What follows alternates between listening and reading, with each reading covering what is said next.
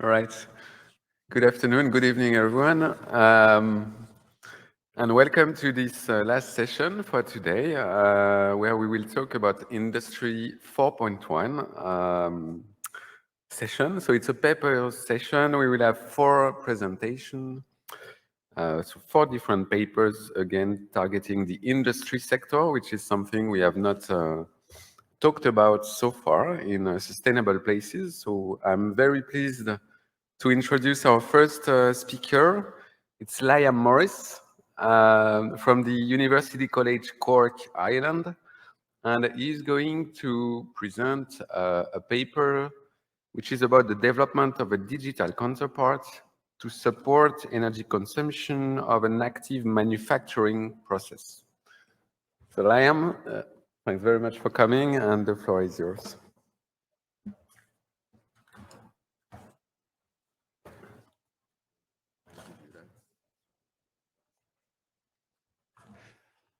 So good afternoon, my name is Liam Morris and I'm a PhD researcher from University College Cork in Ireland.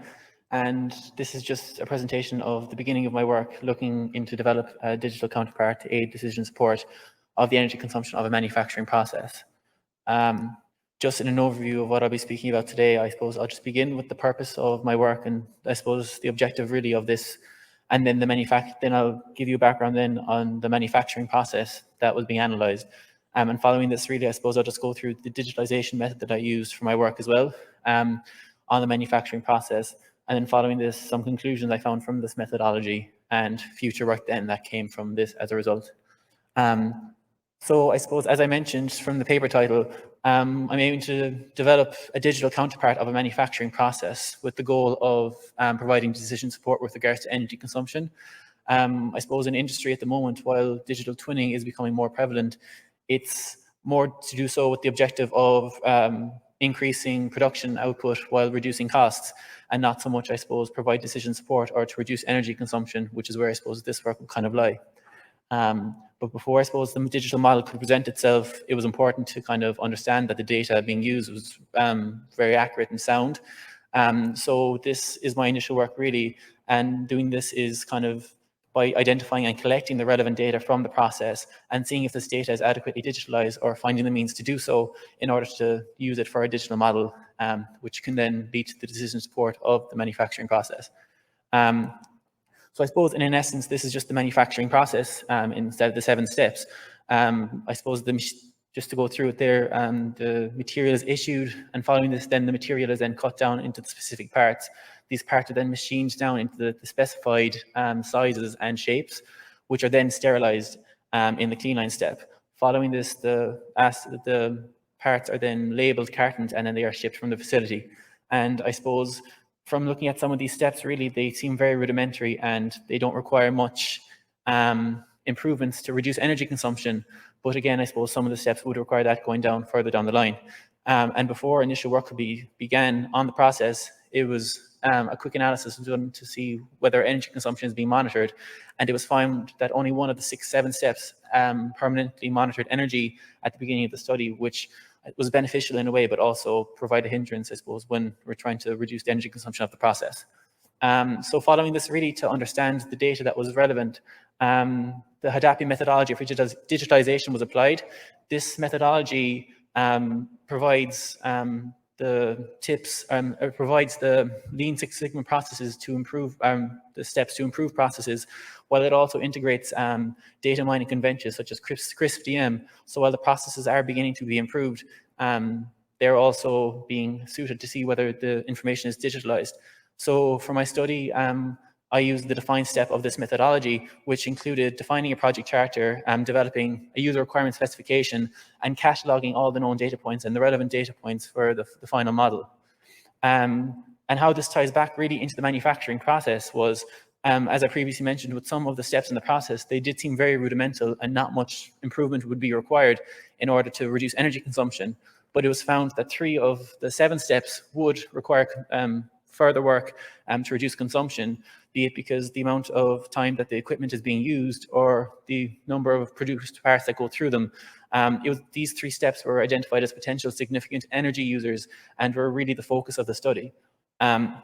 So this was following this really, while energy consumption wasn't being gathered only on the clean line process, an indicator to find out which process step really to analyze first was undertaken. And this was done by assessing the production equipment that's actually on the floor, just to understand that the maximum potential energy consumption of the production assets. And I suppose by looking at the various process steps, the machining stages showed that it had the highest power rating, which could indicate a maximum energy consumption. And with each of the production steps doing a different stage, each step was analysed individually. And for the purpose of the work, the study continued with the lathing process, which was the machining step. In defining the user requirement specification of the process, it was also found that in the machining step, that there were 12 production equipments being used for the one process step. So when modeling this later on, it was imperative that the data was accurate enough that it would cover each of the 12 lathing equipments rather than an individual model then for each piece of equipment. So that kind of showed that for the study, it really needed to have the sound data going forward. So from the data collection, the data was categorized into 3 different parts. I suppose with the idea of the digital model to provide decision support for energy consumption, the data was, any relevant energy data was categorized as such, just to emphasize. And following this, 2 of the main drivers found in energy consumption were to be operational and maintenance data. So following this, it was found that 6 key data points in the operational data were useful towards the digital modeling stages, and these were the operational data. This relevant data was found to be collected during the production steps, and it was digitalized from the inception, so it was readily available as well, which would be useful for a digital model going forward. With regards to maintenance, there were 3 data points identified as potential significant data points for the digital model, looking at the downtime, the status, and the overall equipment effectiveness. However, it was found that these steps were very manual and they were only available to be collected from the asset individually and not so much from the not so much digitalized, which would be required, I suppose, when providing the model of the process. And following this, as I mentioned, only the clean line step of the process currently underwent energy monitoring, which means that energy data was not yet available for the lathing equipment. However, before progressing, I suppose, to understand where energy sensors could be installed, it was important to get an assessment of the energy profile of the equipment. So a temporary energy tracker was placed on one of the lathing equipments for 1 shift period. So this shows the data of 1 12-hour period with 1 minute granularity, and it tells a very interesting story of the production shift. With the production information on hand from the current practices, when it was related back to the equipment, when it was related back to the energy data, I should say, there was 3 key trends found in this graph, which were verified back from the production data. I suppose, and these kind of showed 3 different scenarios which could be further analyzed going forward that weren't anticipated to begin with. Initially, scenario number 1, that the peaks on each of the graphs could indicate the maximum consumption in producing 1 part, which would be useful in driving a knowledge-based model and understanding if this peak was very similar going forward, that this was the peak that could be generally accepted going forward for a digital model. Number 2 indicated that this was the time period between 2 troughs of 1 peak, and this was the amount of time that it took to reduce 1 part. And again, with typical process improvement techniques, looking to reduce the time, the lead time of the part within the machine is always beneficial for production, which could be analyzed, I suppose, to reduce energy consumption. And the third part is the longer gaps in between 2 peaks, which indicates idling time. And again, with all equipment, the aim to reduce idling time is one of the best methods in reducing energy consumption. So looking to see why the idling time was there and how to prevent it going forward was a very useful step that could be explored in a further digital model. And I suppose the idling time could also be seen here at the start of the shift, at the end of the shift, when the production was stopped. So I suppose the results from the study showed that what data was available for the production line, and for the operational point of view, that this data would be useful and would be relevant and sufficient enough for a digital modeling going forward. The maintenance data would require further development, and digitalization were to be used for a digital model going forward. And lastly, as I mentioned with the energy data, that it was lacking at the present. So an energy sensor network would be installed on these assets in order to record the data with regards to energy consumption on the assets. And following this, really, I suppose, using this data to, number 1, reduce the energy consumption, but also develop energy profile scenarios and try best to verify with production data. And I suppose what this leads me to then, I suppose, is the potential for future work following this digital model. As I mentioned, looking at a knowledge-based model from the energy profile would be an objective following this study. But then following the digital model, the goal would be to further digitally integrate this model with the eventuality of producing a digital twin of the model. And by doing so, it would provide real-time decision support for the process user going forward when producing equipment with regards to energy consumption. So that's it for myself. So thank you very much. If there's any questions.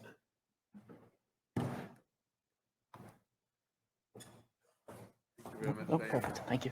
Very nice presentation. I had actually maybe one question. So we saw a lot of session focused on buildings and construction. So it's quite interesting that actually digital twin can be applied as well to the manufacturing process. I was just wondering, yeah, you mentioned for the future work that you are planning to have really a digital twin tool here. So are there specific tools that are already developed in the manufacturing area for that? It's a relatively new concept at present, I suppose. From the objective really for my digital model would be from kind of building it from the data-driven side. So there's nothing kind of at present really kind of to looking at energy consumption, but I suppose it would just be kind of driven from the data that we gather and the knowledge-based side, but not at present, I suppose. Okay, very nice. And so your research is something which is internally funded at University College Cork, or is it part of a... It is, so project? It's a part of an EU project, so it's the Denim project. So it's looking to provide a platform then, I suppose, for energy consumption.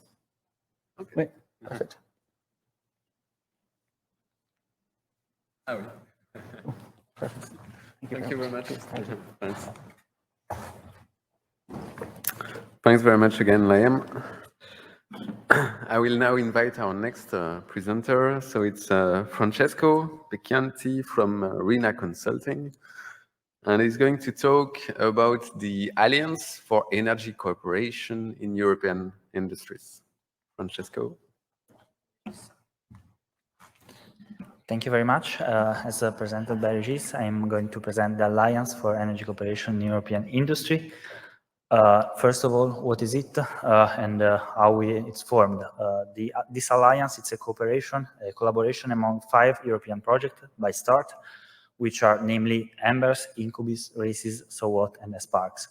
Together, they put together 64 unique partners for about 15 million euro in funding and 10 European countries. In this slide, you can see more or less that the focus is on thermal energy first, but not only, and objectives are to reduce energy costs, reduce CO2 emission, and have a more sustainable and efficient energy. You can see the focus of the project. You have an information about the website. I won't spend too much time in detailing what is doing every project specifically.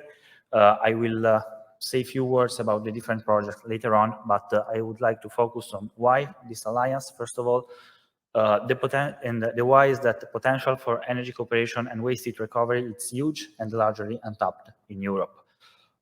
Energy represents up to the 20% of total production cost for energy-intensive industry, and even more in some sectors, not all, of course. Despite this, there is a significant amount of energy which is still lost, not recovered, and wasted, as said, that can be employed in ways and has this potential also for decarbonizing EU in different ways. Improved energy efficiency can lead to energy savings first, to the industry themselves, but also to reduce CO2 emissions in other sectors, as the building sector, which is one of the main focus of this Sustainable Places conference. So the objective of this alliance are to enhance the collaboration, boosting energy efficiency in Europe. We want to maximize the impact of different projects by collaborating again, and industrial symbiosis and waste heat can be put forward as one way to work on this direction. Indeed, if we want to achieve the 2050 goals for zero carbon emission, we deem that this is one of the few ways to achieve these results, because working on the single industry, single sector, single building, it's not enough.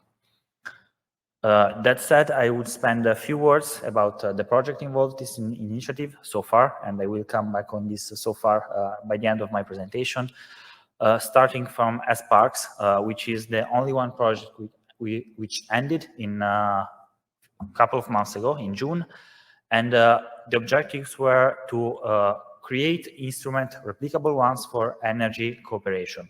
The focus was really on energy cooperation, how to achieve so, from joint contracting, energy services together, also analyzing the regulatory and legal framework which can enable, facilitate, but also hamper this, this aspect. And of course, capacity building was a crucial part of this project, as we identified that many times energy cooperation is not happening just because there is little knowledge or just people looking at their own industry in this case. So we analyzed the state of the art, we envisioned instrument analyzing barriers and solution to these barriers. The objective was to support industrial parks, this was the focus, and we developed the what we call the initial assessment tool, which objective is really to kickstart this collaboration. One other project which, let's say, it's goes in the same direction is So What, which aim to develop and validate an integrated auditing tool, because often energy is wasted because, as presented before, the industries, but in general, who is managing it don't know exactly where it is used, this energy, how it is used, and which is the potential. So this is the aim of So What, to develop a tool to analyze the industry and also to analyze options for recovering waste heat, waste cold, and how to best integrate renewable energy sources in the mix. One other project, which is, let's say, the sister project of So What, it's called Embers. It's running more or less in the same time, so it's ending next year. And it wants to develop a platform for energy modeling. The aim is to simulate alternative technologies and business scenarios to enable, once again, waste heat recovery and waste heat and waste cold recovery. How to do so? First of all, it's necessary to identify the user with geographic relevancy for heating and cooling demand and supply, because from one side we have, as you will see later on, industry, which is often a waste heat producer, but one key point is to define who can be the user, so the sinks for this waste heat.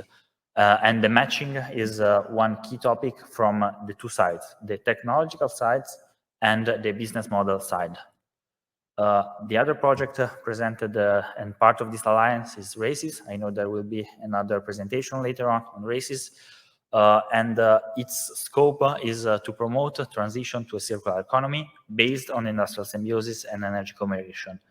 How to do so? The focus of RACES is on what they define it as ecoregions, which are geographical areas where energy and information can be exchanged between the different stakeholders which should have the same scope. And how to do so? Again, they develop different tools for different scopes, namely the self-assessment tool to kickstart this kind of symbiosis, the legal decision and support tool to analyze the framework and to understand better how it is done, and an energy management platform. Then Incubis focus again on energy symbiosis, and I would like to say that somehow it's a successor of Sparks. It tackles the similar problem, or meaning which is why energy symbiosis is not happening. We saw many examples of energy symbiosis working, many examples of energy symbiosis not working, and the barriers are often the same, meaning high risk of the project in the development phase, low risk tolerance for investment in waste and byproducts, and most of all, lack of skills and capacity to properly manage these risks. Therefore, the solution proposed by Incubis is the energy symbiosis incubator, which is an intermediary that can overcome barrier, manage risk, present solution, and from many different perspectives. Once again, when we are talking about energy symbiosis and the cooperation overall, let's say the problems are never only technological, only legal, only informational, but there is a mix of problems and a mix of solutions to these results. I want to present now few use cases, let's say, from this project, some interesting use case.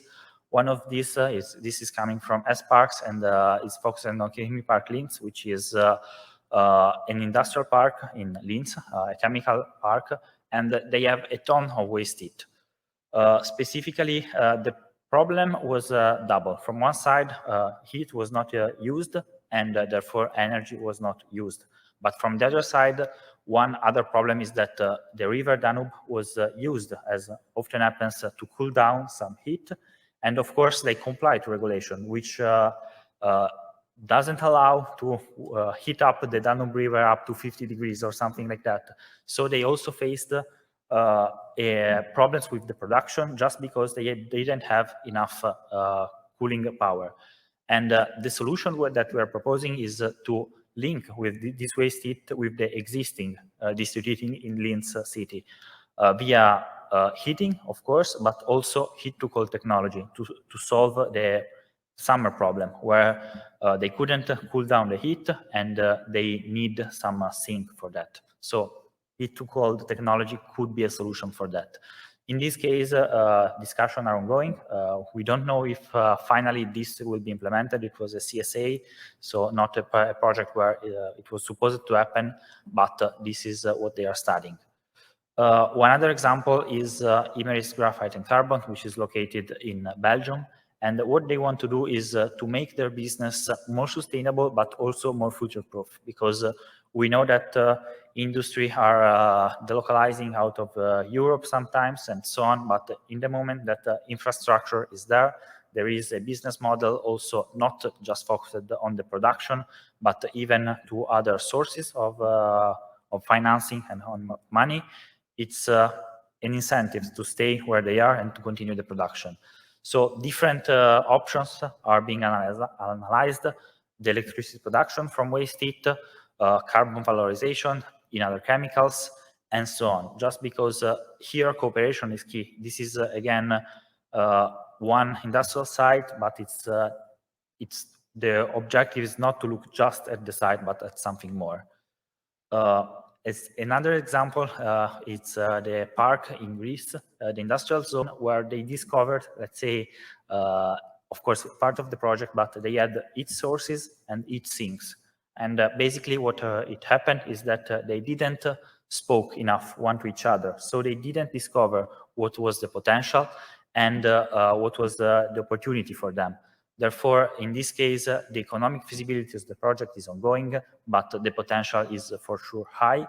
And in this case, for example, its storage requirements are being analyzed just because having a source of waste heat in this case and a sink of waste heat, it doesn't mean that it's feasible, because there can be time discrepancies that prevent the project to be developed. This example comes from RACES. It's about the ecoregion, and again, the feasibility study is underway, but it looks like there is the potential for linking a cartiera, which is a paper mill, with the district heating network. In this case, again, we do already have the two infrastructure on place. We do have the paper mill, we do have the district heating, and cooperation among the two is what is going to happen, hopefully, just to a mutual benefit, because in the end, what should happen is that the district heating will pay for the heat, and in the end, the paper mill we won't have to cool down the heat somewhere in some other way. So coming back to the very first part, at the moment, this initiative is led by these 5 European projects, but is an open initiative. We want other projects, other companies, other initiatives to join us with this common scope. So we would like to invite people to join us. It can happen via dissemination and communication, but it can happen also with other kind of collaboration. Indeed, now we are focusing on dissemination communication as it is in the first stages, but we plan to work also on the technical side, cross-contaminating our results and hopefully achieving better performances of the different projects. That said, you have the link, the information, and I'm open for questions if any.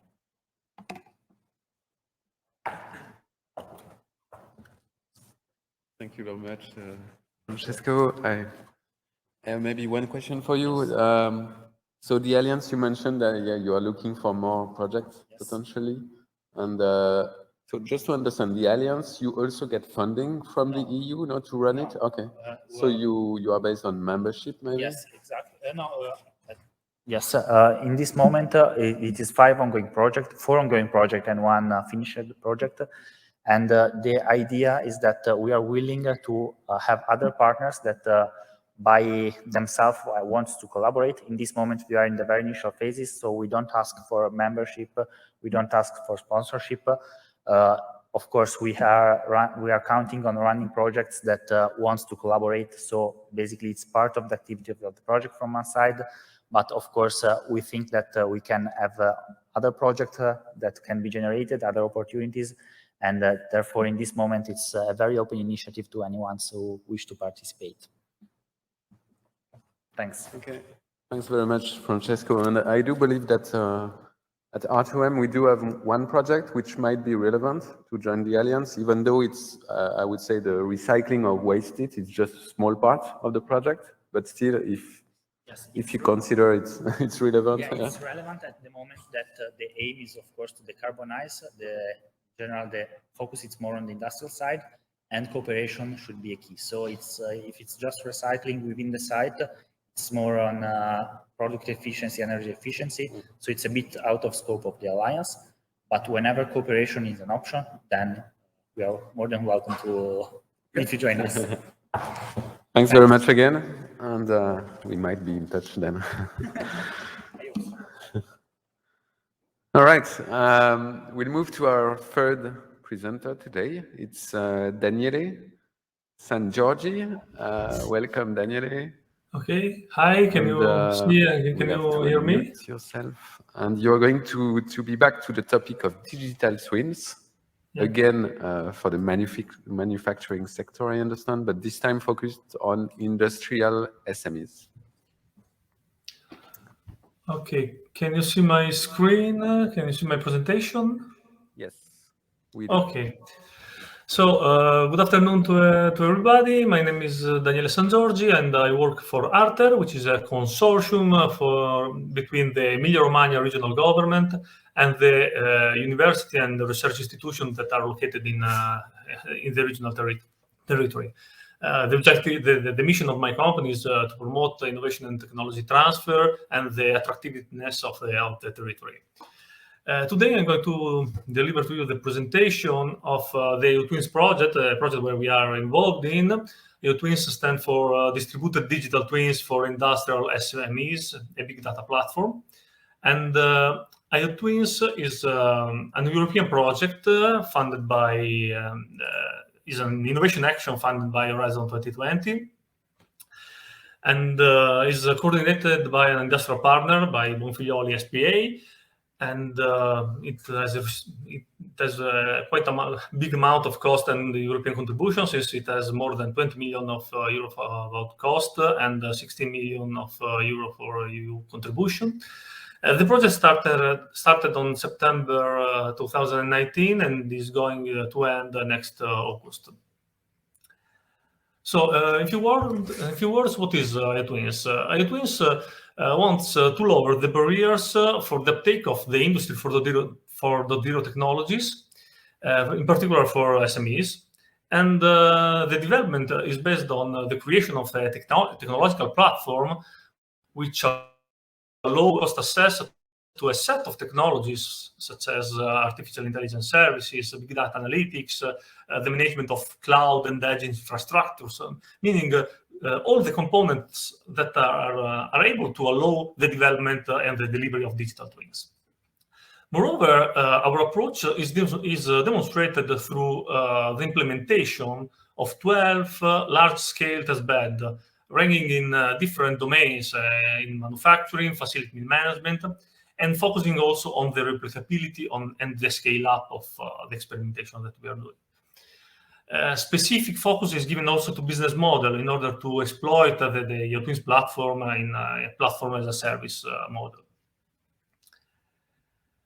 The partnership is quite big. We are 23 partners all over Europe with quite wide European coverage. From the partner list, you can see some very famous names. For example, we have the involvement of SMEs and the Bars Innovation Hub, which participate for the Barcelona Football Club.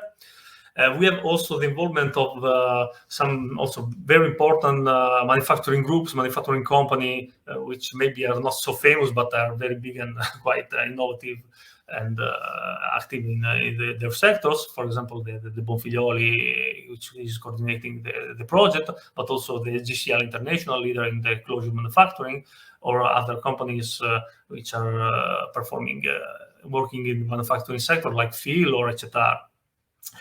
We have also the involvement in also the themes of the projects where cloud computing and high performance computing is one of the hot topics of this project. We have the involvement of 3 supercomputing centers in Europe. 2 are located in Italy, and they are Cineca and the INFN, and 1 is located in Barcelona, is the Barcelona Supercomputing Center. So, which is the context of IoTwins? The idea of the project is that in recent years, also small medium enterprises have to face very complex issues, very complex challenges to be competitive. Challenges are like process automation, full management, reliability, assurance. And digital twin is one of the promising technologies that allow quite a huge amount of benefits to companies implementing it, like optimization, productivity increase, and also better environmental impact. And today we identified the 2 main barriers in the digital twin implementation. The first one is that there is no standard today for the deployment of digital twins. There is no framework that allow a fully automation in the deployment and the development of digital twins. Moreover, there is a second gap, a second barrier is there is a big gap between, in particular, the industrial world, the service world, and in particular the SMEs, between the SMEs and the owner of the knowledge, of the expertise of artificial intelligence, for example, in data analytics. And today, this means that high investment are needed for companies, both in money, but also in competencies needed to make things work. So with IoTwins, we want to lower this barrier. And the first step is to design the technological platform that includes the big data analytics functionalities, the artificial intelligence service to deliver the digital twins, and the reference architecture for the development and deployment of the distributed edge and cloud infrastructure. Giving, of course, low cost and simple access to these technologies. And in particular, with the 12 demonstrator, with the 12 testbed that we are going to implement, we are also defining, there is a close collaboration between the implementation of testbed and the implementation of the platform for defining the data type, how to collect the data, how to refine the digital twins, and how to implement the IoTwins digital twins. Of course, all the digital twins of the testbed are different, but are based on the same technologies, on the same concept, and on the same methodologies. And the IoTwins digital twins are a virtual description of the system, which includes its dynamics, its prediction of evolution, and the operation of the automation and the optimization that will be performed in this system. For example, digital twins developed could be used to detect and diagnose anomalies, to identify the optimal set of intervention, and to enforce production process and quality management, and to provide strategic planning suggestion. And In this scheme, you can see the distribution of the partner in the different tasks of the project. So you can see the research institution involved in the development of the technological platform, meaning working on the IoT and the edge and cloud infrastructure, on the data services, on the artificial intelligence services. You can see in the middle block, you can see the companies involved in the first 7 testbed. We have 4 testbed on the manufacturing sector and 3 testbed in facility management sector. And then we have the 5 last testbed, which are focused on replicability, scalability, and business models.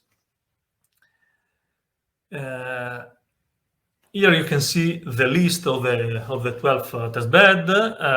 In manufacturing, we deal mostly with predictive maintenance, and we apply it to wind turbine management, to machine tool spindle, to crankshaft manufacturing system, and to the optimization of the closure manufacturing. Then, in facility management,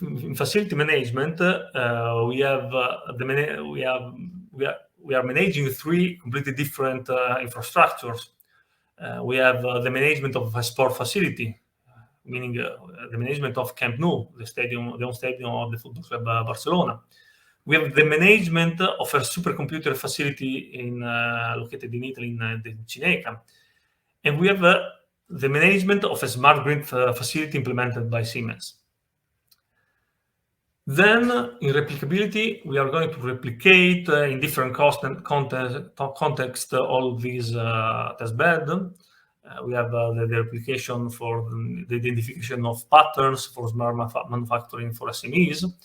We have in testbed number 9, we have the extension of testbed number 4, where GCL testbed number 4 is implemented the digital twin in one plant, and testbed number 9 is going to extend it to other plant of the company. In testbed number 10, we are going to replicate the supercomputer facility management implemented in Cineca in other 2 supercomputer facilities, meaning the INFN and the Barcelona Supercomputing Center. In testbed number 11, we are extending the Camp Nou facility management toward other stadium, but also to other sport facilities.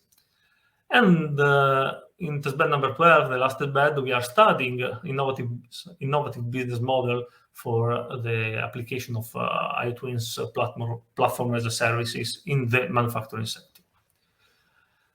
Of course, now I have not the time to go through all these testbed, but if you follow us on social media, at the end of the presentation, you will see all the link of this testbed and the social media channels.